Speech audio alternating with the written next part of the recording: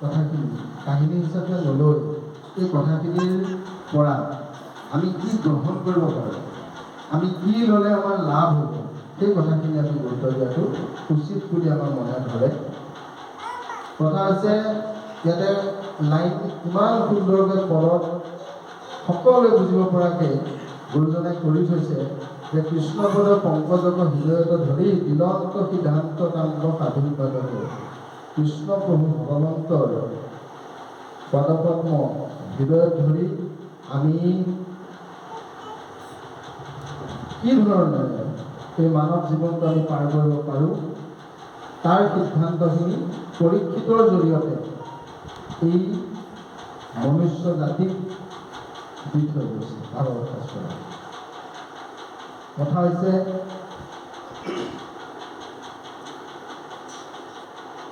আমি আগতে কি আছিলোঁ, পিছলৈ কি হ'ব, সেই কথাখিনি আমি কোনেও নাজানো।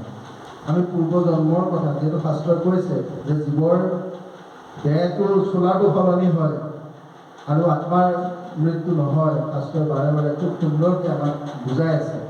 গতিকে চোলা পুৰণা হ'ব, সলনি কৰি এটা নতুন চোলাত আকৌ আত্মাটো ল'ব, গ্ৰহণ কৰিব। গতিকে আমি আগতে কি আছিলোঁ আমি নাজানো, আৰু আগলৈ কি হ'ম আমি সেইটো নাজানো। যোৱাকালি কি হৈছিল সেই কথাখিনি আজি তাৰিখত আমাৰ মনত আছে, আৰু আধা ঘণ্টাৰ পিছত কি হ'ব আমি কিন্তু নাজানো, আমি কোনেও নাজানো। গতিকে আমি সকলোৱে বৰ্তমানটো বেছিকৈ গুৰুত্ব দিব লাগে।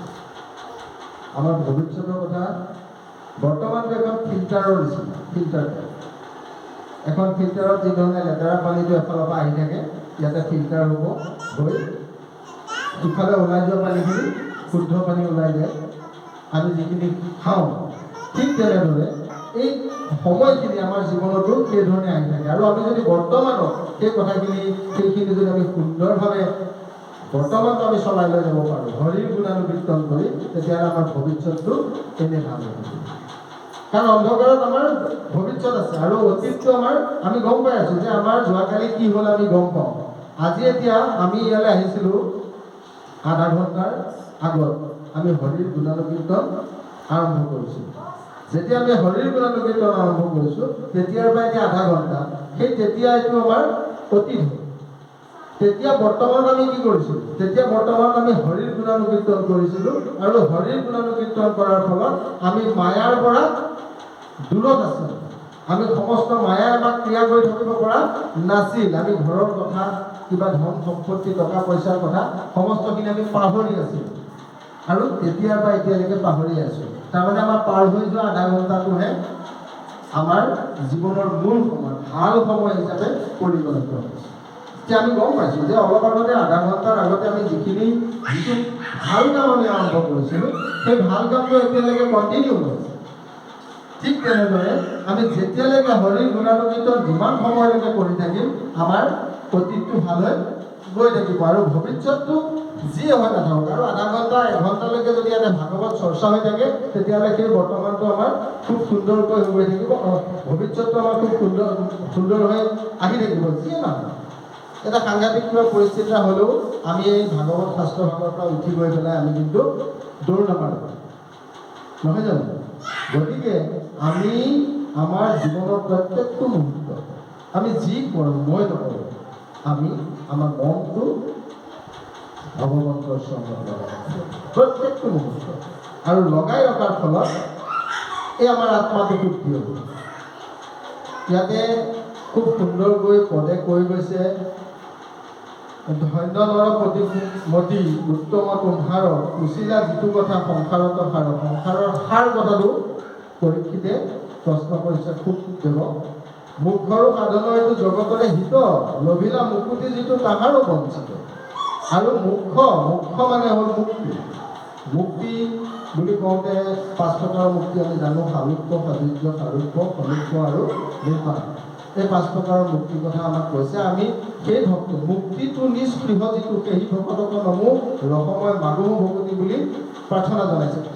মুক্তিটো যিজনৰ ইচ্ছা নাই সেইজন ভকত হ'বলৈ আমাক কৈছে। আমিতো কিমানখিনি হ'ব পঢ়ানিব নোৱাৰিম চাগে এই জনমত। গতিকে আমাৰ কথাটো হৈছে কি যে আমি প্ৰত্যেক মুহূৰ্তত আমি শুদ্ধ কৰি গৈ থাকিব লাগে। আমি স্তৰ বাই স্তৰ উন্নত হৈ গৈ থাকিব লাগে। আমাৰ ভাৱনাটো সলনি কৰি গৈ থাকিব লাগে। আমাৰ ভাৱনা যেতিয়া আমাৰ হৰি ভক্তিত আমি নিমজ্জিত হৈ যাওঁ, বেয়া কথাবিলাকে, গ্ৰাম্য কথাবিলাকে, বিভিন্ন বেয়া আচৰণে আমাক ক্ৰিয়া কৰিব লাগে। তাৰমানে যেনেকৈ বন্তি গছি ভক্তি প্ৰতীক, এই ভক্তি প্ৰতীক গছি প্ৰজ্বলন কৰি দিয়াৰ লগে লগে নামঘৰ ভাগৰ থকা আন্ধাৰখিনি যিধৰণে দূৰ কৰিছে, ঠিক তেনেদৰে আমি যেতিয়া হৰিৰ গুণৰ কীৰ্তন আমাৰ হৃদয়ত সকলো সময়তে কৰ্ণপথে প্ৰত্যক্ষীয়া ধুনীয়াকৈ থাকত হৰি প্ৰভু ভগৱন্ত ইয়াত কেতিয়া স্থান ল'ব? যেতিয়া আমি শ্ৰৱণ কীৰ্তন কৰিম। শ্ৰৱণ কীৰ্তন আমি ক'ত কৰিম? হৰিৰ কৃষ্ণ ভকতৰ সংগত আমি কৰিম। আমি ঘৰত অকলে পুথিখন কৰি থাকিলে বাৰু শ্ৰৱণ কীৰ্তন হ'বনে? হয়, কীৰ্তন হ'ব, শ্ৰৱণো হয়, কিন্তু তাত যিমানখিনি লাভ হয় এই ভকতৰ সংগত তাতকৈ বেছি লাভ হয়। সেইকাৰণে কৈছে যে সাধু সংগ অনুসৰা শ্ৰৱণ কীৰ্তন কৰা। আমাক সাধু সংগ অনুসৰণ কৰিবলৈ কৈছে। পিছত ক'লে কি ক'লে? নাহি জ্ঞান যাৰ জাতি ধৰ্ম মাত্ৰ কৰে, নিজে বলি বিশ্ববাঞ্চক যজ্ঞ কৰাচাৰে। আচলতে এই ভগৱান গুৰুজনাই দিয়া এই একৰম হৰিনাম ধৰ্মটো আমাক ইমান সুন্দৰভাৱে দিছে। ইয়াত কোনো জাতি বাদ বিচাৰ, কোনো জাক যজ্ঞৰ কোনো ব্যৱস্থা নাই। একেবাৰে সৰল ভাৱত দিছে আৰু কেৱল হৰিৰ নাম শ্ৰৱণ কীৰ্তন কৰিলেই আমাৰ অনুভাগ্য বন্দনাই খুব সুন্দৰ ব্যাখ্যা দিয়ে এইখিনিতে, যে জাক যজ্ঞ কৰিবৰ কাৰণে কি ধৰণে দ্ৰব্যৰ শুদ্ধি হ'ব লাগিব, আপোনাৰ বচনৰ শুদ্ধি হ'ব লাগিব, মন্ত্ৰ শুদ্ধি হ'ব লাগিব, বিভিন্ন ধৰণৰ কথা আছে। কিন্তু হৰিনাম কৰিবলৈ গ'লে মই খুব সহজভাৱে কথাখিনি আমি ক'ব বিচাৰিছোঁ। শাস্ত্ৰৰ আলন্দ কথাখিনি কৈছোঁ যাতে আমি সহজে খুব কথাখিনি গ্ৰহণ কৰিব পাৰোঁ, সকলোৱে আমি ল'ব পাৰোঁ, তাৰ কাৰণে আমি চেষ্টা কৰিছোঁ। গতিকে শইকীয়াবাবজনে কোৱাৰ দৰে আচলতে শাস্ত্ৰই কোৱা কথাখিনিকে শইকীয়াবাবে কৈছে, খুব সুন্দৰকৈ শইকীয়াবাবজনে ব্যাখ্যাটো দিয়ে। গতিকে কথা হৈছে হৰিৰ গুণানুকীৰ্তন একেবাৰে সহজ, কোনো ধৰণৰ স্থান কাল পাত্ৰৰ কথা নাই। নামঘোষাই খুব সুন্দৰকৈ কৈছে। গতিকে আমি হৰিৰ গুণানুকীৰ্তন খুব সহজভাৱে সকলো সময়তে গা পা নোধোৱাকৈ মনতে হৰিৰ ভাৱ আমি লৈ থাকিব পাৰোঁ। বাকী এইবিলাক নীতি আচাৰ আমি পুৱা শৰণ গ্ৰহণ কৰিছোঁ। গতিকে আমি পুৱা গা পা ধুই আমি হৰি নামঘৰলৈ আমি আহিব লাগে, নামঘৰত আমি গুণানুকীৰ্তন কৰিব লাগে। এয়া হ'ল এটা নীতি, এইখিনি হ'ল নীতি। কিন্তু হৰি গুণানুকীৰ্তন কৰিবৰ কাৰণে কোনো স্থান কাল পাত্ৰ সময়ৰ কোনো কথা নাই। আপুনি মনত ভাবিলেই সকলো হৈ যায়। ভকত এজনক লগ পাই আপুনি দুটা হৰিৰ কথা পাতি যি ধৰণে ইয়াতে খটাঙৰ কথাটো উল্লেখ কৰিছে, বাকী যিমানখিনি দিন তেওঁ নষ্ট কৰিলে মাত্ৰ 2 দণ্ড সময়ত তেওঁ মুক্তি পাই গ'ল খটাং। ঠিক আমিও আজি আমি ভাবিছোঁ যে আমি ইয়াতে হৰিক গুণানুকীৰ্তন কৰিছোঁ, আমাৰ মাজৰ হয়তো কোনোবা ইয়াত নাই, কোনোবা হয়তো মনতে ভাবি আছে যে বাপজনে কথাখিনি বৰ ভালকৈ ক'ব জনা নাই, কোনোবা হয়তো ভাবিছে বৰ ধুনীয়াকৈ কৈছে, বৰ ভাল লাগিছে, কোনোবাই ভাবি আছে বৰ দীঘলীয়া কৰিব নেকি, মোৰ ঘৰত সোনকালে যাব লাগিব, এনেকুৱা ধৰণৰ হয়তো কাৰোবাৰ ক'ৰবাত মনত ক্ৰিয়া হৈ থাকিব পাৰে। আচ্ছা, আমাৰ মাজৰ শতাংগৰ দৰে আমাৰ মাজৰ আমি কেৱল মনুষ্য কেইজনক দেখা নাই, ইয়াত থকা জেঠীটো হ'ব পাৰে, পোকটো হ'ব পাৰে, পৰুৱাটো হ'ব পাৰে, কোনোবাটোৱে হয়তো এই ভাগৱত শ্ৰৱণ কৰি আজি মুক্তি পাই যাব পাৰে। সেই কথাটোকে আমি কোৱা হৈছে যে ভগৱন্তই সৃষ্টি কৰে, যিজনে সূৰ্যৰ কিৰণটো আমুকৰ গাত পৰোঁ তামুকৰ গাত নপৰোঁ বুলি সূৰ্যই নাভাবে, ঠিক তেনেদৰে ভগৱন্তই কাকো কমাই দিয়া নাই, সকলোকে সমানে দি আছে। গ্ৰহণ কৰিব পৰা জনাটো নিজৰ কথা আৰু নজনাটো নিজৰ কথা। যিজনে গ্ৰহণ কৰিছে তেওঁ মুক্তি পাইছে, তেওঁ শান্তি পাইছে। স্বৰ্গ বৈকুণ্ঠ নৰক ক'ত? ইয়াতে। আমি এতিয়া ক'ত আছোঁ? বৈকুণ্ঠত আছোঁ। কি কৰিছোঁ? হৰিৰ গুণানুকীৰ্তন কৰিছোঁ। কিন্তু মোৰ ঘৰত বিৰাট অশান্তি, কাষৰ ঘৰৰ লগত বিৰাট কাজিয়া, বিভিন্ন আচৰণ বেয়া আচৰণে মোক থাকিবলৈ শান্তি দিয়া নাই। মই ক'ত আছোঁ? নৰকত। মই খুব ধুনীয়াকৈ সোণৰ পালে বহি আছোঁ, মনৰে চিন্তা বেয়া চিন্তা কৰি আছোঁ, পৰৰ স্ত্ৰী ধান্দা কৰি আছোঁ, ধন টকা পইচাৰ চিন্তা কৰি আছোঁ। মই ক'ত আছোঁ? নৰকত। মই আজি খুব শান্তি পাইছোঁ। এখন সুন্দৰ গাড়ী কিনিছোঁ, এটা সোণৰ অলংকাৰ কিনিছোঁ, ধুনীয়া ঘৰ এটা বনাইছোঁ, একদম AC ৰুমত সোমাই বহি আছোঁ। ক'ত আছোঁ? স্বৰ্গত আছোঁ। গতিকে আমাৰ স্বৰ্গ, বৈকুণ্ঠ আৰু নৰক এই সমস্তখিনি কিন্তু ইয়াতে প্ৰত্যেক মুহূৰ্তে মৃত্যুৰ পিছত আৰু এইবিলাক নহয়। মৃত্যুৰ পিছত এইবিলাক একো নাই। পাব কি পাব? তেওঁ সঞ্চিত কৰ্ম কি? তেওঁ সঞ্চিত কৰ্ম অনুসাৰে সজাটো ৰেডি হৈ আছে।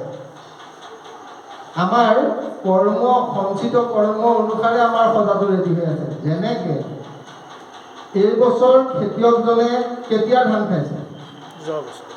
যোৱা বছৰ ধান খাইছে। এইবাৰ বাৰিষা খেতিয়কজনে এইবাৰৰ ধানৰে খেতি নাখায়, হয়নে বাবা সমস্ত? ঠিক তেনেদৰে আমি আজি শইকীয়া বাপৰ গৃহত, আমাৰ শইকীয়া বাপ, ৰুদ্ৰ শইকীয়া বাপ আছে, আমাৰ পাঠক বাপজনা আছে, আপোনাসত বৈকুণ্ঠৰ পাৰিষদ স্বৰূপ বাপাই সমস্ত বহি আছে। আমি অকণমান দূৰৰ পৰা আহিছোঁ। আজি এই যিটো সংযোগ, ইও বিধি বিধানত লিখা আছে। অনুভৱ কৰিলে, কথাটো উপলব্ধি কৰিলে আপোনালোকে বুজিব পাৰিব। আজি যে তেজপুৰ টাউনত নগৰ প্ৰাথমিক বুলি কৈ শ্ৰীমন্ত শংকৰদেৱ সংঘৰ এখন প্ৰাথমিক গঢ় লৈ উঠিছে। কিয়? আপোনাৰ কাষৰ হয়তো কোনোবা এঘৰ মানুহ শ্ৰীমন্ত শংকৰদেৱ সংঘৰ হয়তো অন্তৰ্ভুক্ত হ'ব পৰা নাই, ভাগ নাই। নগৰ প্ৰাথমিকখনত আমি দেখিছোঁ ত'ত এঘৰ, ত'ত এঘৰ, ত'ত এঘৰ। তাৰমানে কি? সেই একেমূৰ মানুহ, সাধুৰ সংগ, সেইটোকে কৈ আছে সাধুৰ সংগ। আপোনাৰ কাষত থকাগৰাকী সাধু নহ'বও পাৰে, অসাধু হ'বও পাৰে, কিন্তু মাতে কথাই খুব সুন্দৰ। মাতে কথাই আপুনি ধনে টকা পইচাই তেওঁ আচৰণে আপুনি সকলোখিনি পাব, কিন্তু তেওঁ ভিতৰৰ যিজন মানুহ, তেওঁ কিমান শুদ্ধ কৰি এই পৰ্যায়টো পাইছে, সেইটো সকলোতকৈ ডাঙৰ। গতিকে আমি ভকত বুলি সাধাৰণতে ধুতি পিন্ধিলে ভকত বুলি ভাবোঁ, আচলতে তেওঁ ধুতিখন নিপিন্ধিও ভকত হ'ব পাৰে। খুব সুন্দৰকৈ নামঘোষাত ভকতৰ সংজ্ঞা দিয়া আছে, আপোনালোকে চাব। কিন্তু কথাটো হৈছে এই ধৰণৰ কথাবিলাক ক'বলৈ যাওঁতে নিজৰ গাতে খোজ পৰি যায়, কাৰণ আমি সেই ভকত হ'ব পৰা নাই। বাৰে বাৰে আমাক মনত কষ্ট পাওঁ, আমি দুখ পাওঁ। আৰু কিমানখিনি হ'ব পাৰিলে এই জনমটোত হয়তো আমাৰ সাৰ্থক হ'ব। গতিকে আমি যিমানেই পাৰোঁ, যেতিয়া আমি লগ পাওঁ,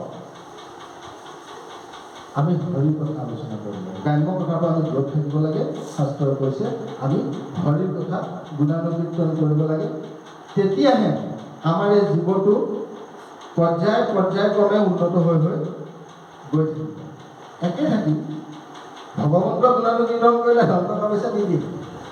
হয়তো বিচাৰিছে যদি ভগৱন্ত দিব, সেইটো বেলেগ কথা, কিন্তু ভকতে সেইটো কেতিয়াও নিবিচাৰে। ভকতে সেইবোৰ বস্তু যি ধৰণে সুধামা ভগৱন্ত কৃষ্ণৰ ওচৰলৈ যেতিয়া যায়, তেওঁ একো আশা কৰিব নাই।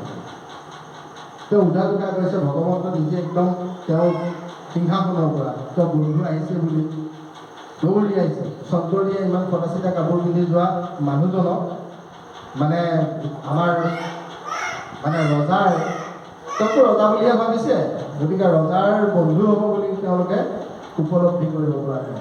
কিন্তু ঈশ্বৰে ভগৱন্তই তেওঁ হৃদয়ে গম পাইছে যে তেওঁ ভগৱান, আৰু লগে লগে কি হৈছে, সিফালে তেওঁৰ মনৰ পথ বাঞ্ছা সকলোখিনি ভগৱন্তই পূৰ্ণ কৰিছে। সেইকাৰণে ঈশ্বৰে কৈছে যে কি বুলি কৈছে, যে তোমালোকে মোক কেৱল মনটো দিয়ে, বাকী তোমালোকে চিন্তা কৰিব লগা নাই। সেইকাৰণে আমি কায় মনৰ বাক্যে ঈশ্বৰত আমি শৰণ লৈছোঁ। কোনে দিছে? গুৰু শ্ৰীমন্ত শংকৰ।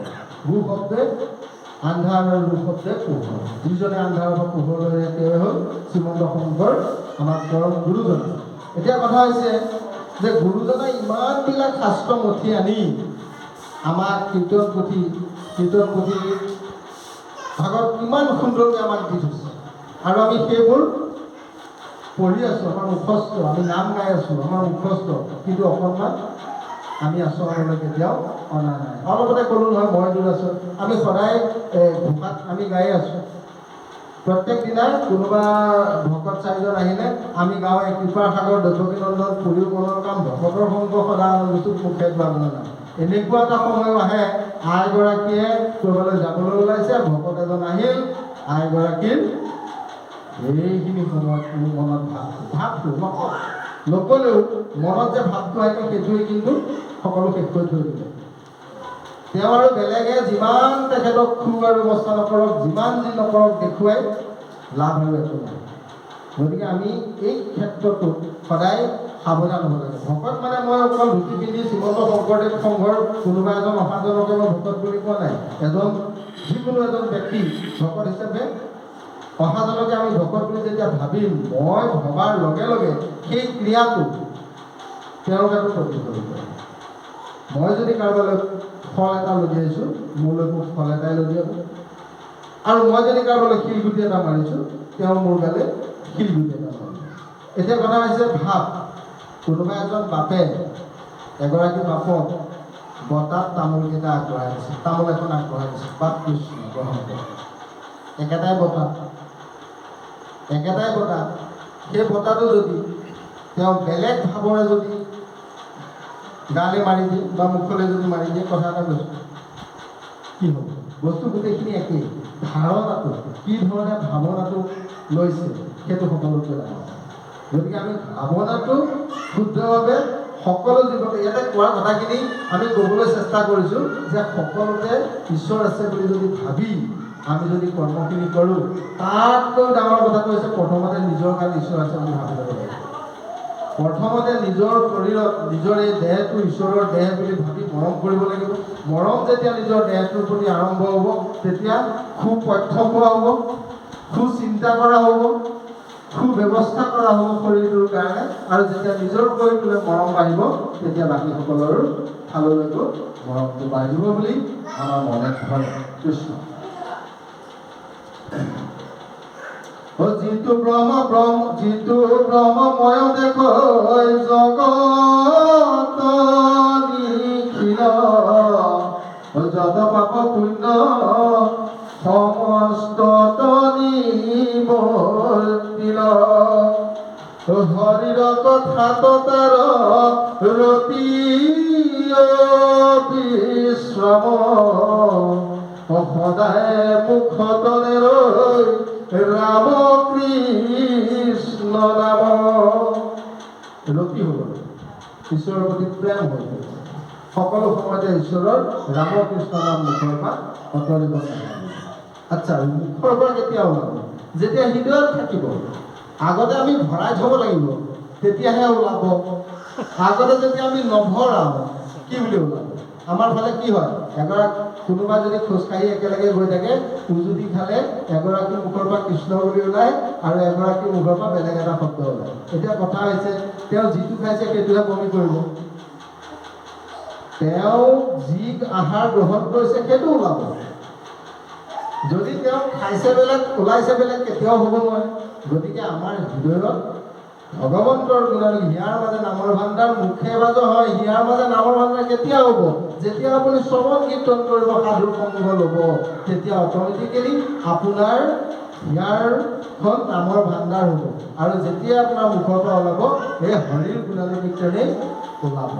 গতিকে সাৱধান এটা কথা হ'ব লাগে যে আমি চেষ্টা কৰি হৰিৰ গুণানুগ কীৰ্তন লোৱাৰ আচলতে প্ৰয়াস কৰিব লাগে, চেষ্টা কৰিব লাগে। মই ভাবোঁ স্বতঃস্ফূৰ্তভাৱে ওলাই অহা হ'ব। স্বতঃস্ফূৰ্তভাৱে ওলাই আহিবৰ বাবে আমি সমস্ত ঈশ্বৰৰ চৰণত এৰি দিব লাগিব।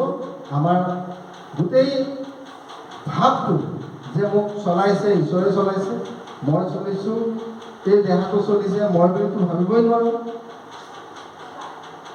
এটা পুখুৰীত মাক, দেউতাক আৰু পুতেক তিনিওজন যদি পানীত পৰি যায়, এনেকুৱা এটা অৱস্থা হ'ব, কাক বচাব? তেওঁ পিতৃ হ'ল বুলি পত্নীক বচাব নে পুত্ৰক বচাব নে নিজৰ দেহটো বচাব? প্ৰথমতে নিজে বাচিবলৈ চেষ্টা কৰিব। গতিকে আমিও, মই হৰিৰ গুণানুগ কীৰ্তন কৰিলে মোৰ ল'ৰাৰো নহয়, আইগৰাকীৰো নহয়, ছোৱালীৰো নহয়, মাতৃৰো নহয়, পিতৃৰো নহয়, কাৰো নহয়। আমি কওঁ যে আজি ঘৰখনৰ শুদ্ধিকৰণৰ বাবে আমি এভাগ হৰিৰ গুণানুকীৰ্তন কৰোঁ। বহু মানুহৰ গৃহত আমি দেখোঁ, বহু বাপাৰ গৃহত আমাক আমন্ত্ৰণ জনাই আমি যাওঁ। আমাৰ প্ৰথমতে কথা কৈছোঁ দেই, ভিতৰৰ ফালে একদম বাপাই সমস্ত বহি লৈ সুন্দৰভাৱে বিভিন্ন গ্ৰাম্য কথা আলোচনা চলি থাকে আৰু ইয়াত গৃহস্থী কোনো নাথাকে। লাভ কিবা হ'লনে? হৰিৰ গুণাটো লাভ হ'ল। যিকেইজনে ইয়াতে বহি শ্ৰৱণ কীৰ্তন কৰিলে সেইসকলৰ লাভ হ'ল, বাকীসকলৰ কিন্তু গৃহস্থীৰ কিন্তু একো লাভ নহ'ল। সেয়া ঠিকাভিত্তিক নাম, ঠিকাভিত্তিক পাঠ হয়।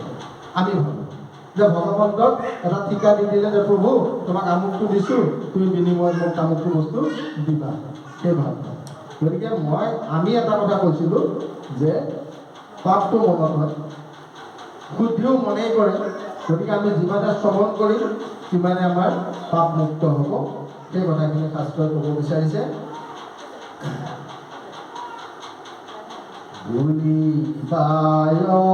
পূৰ্ব